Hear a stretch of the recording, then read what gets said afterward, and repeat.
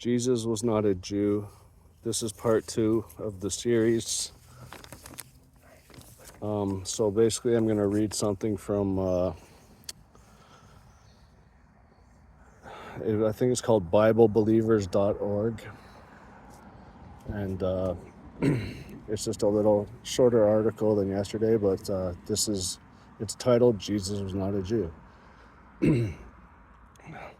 Christians have been duped by the unholiest hoax in all history, by so-called Jews.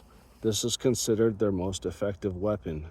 This big lie technique is brainwashing United States Christians into believing that Jesus Christ was King of the Jews, in the sense that so-called Jews today call themselves Jews.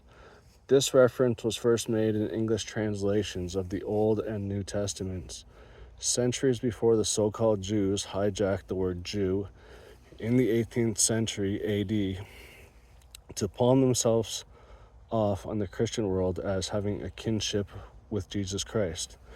This alleged kinship comes from the myth of their common ancestry with the so-called Jews of the Holy Land in the Old Testament history, a fiction based on fable. American Christians little suspect they are being brainwashed 24 hours of every day over television and radio, by newspapers and magazines, by motion pictures and plays, by books, by political leaders in office and seeking office, by religious leaders in their pulpits and outside their churches, by leaders in the field of education, inside and outside their curricular activities, and by all leaders in business, professions, and finance whose economic security demands that they curry the favor of so-called Jews of historic Khazar ancestry. Unsuspecting Christians are subjected to this barrage from sources they have little reason to suspect. Incontestable facts supply the unchallengeable proof of the historic accuracy that so-called Jews throughout the world today of Eastern European origin are unquestionably the historic descendants of the Khazars, a pagan Turco-Finn ancient Mongoloid nation deep in the heart of Asia, according to history, who battled their way in bloody wars about the 1st century BC into Eastern Europe, where they set up their Khazar kingdom. For some mysterious reason, the history of the Khazar kingdom is conspicuous by its absence from history courses in the schools and colleges.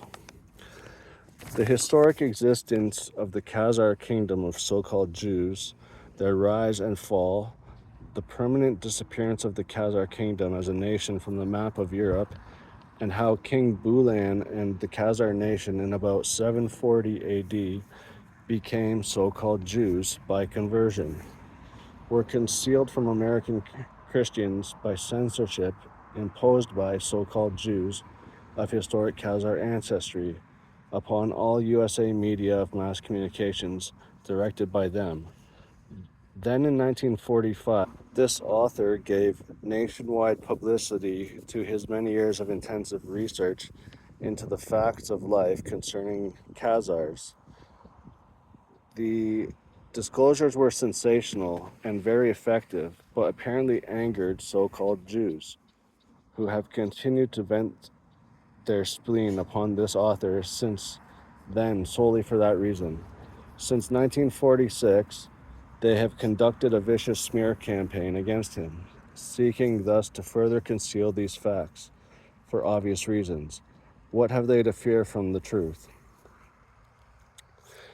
In an original 1903 edition of the Jewish Encyclopedia in New York's Public Library, in the Library of Congress, Volume 4, pages 1 to 5 inclusive, appears a most comprehensive history of the Khazars. Also in the New York Public Library are 327 books by the world's greatest historians and other sources of reference. In addition to the Jewish Encyclopedia, dealing with Khazar history and written between the 3rd AD and 20th centuries by contemporaries of the Khazars and by modern historians on that subject. Jesus was a Judean, not a Jew. During his lifetime, no persons were described as Jews anywhere. That fact is supported by theology, history, and science. When Jesus was in Judea, it was not the homeland of the ancestors of those who today style themselves Jews. Their ancestors never set a foot in Judea. They existed at that time in Asia, their homeland, and were known as Khazars. In none of the manuscripts of the original Old and New Testament was Jesus described or referred to as a Jew. The term originated in the late 18th century as an abbreviation of the term Judean and refers to a resident of Judea, without regard to race or religion. Just as the term Texan signifies a person living in Texas. In spite of the powerful propaganda effort of the so-called Jews, they have been unable to prove in recorded history that there is one record prior to that period of a race, religion, or nationality referred to as Jew. The religious sect in Judea in the time of Jesus, to which self-styled Jews today refer to as Jews, were known as Pharisees. Judaism today and Phariseeism in the time of Jesus are the same. Jesus abhorred and denounced Phariseeism, hence the words, "Woe unto you, you scribes and Pharisees, hypocrites, ye serpents, ye generation of vipers." And that's it.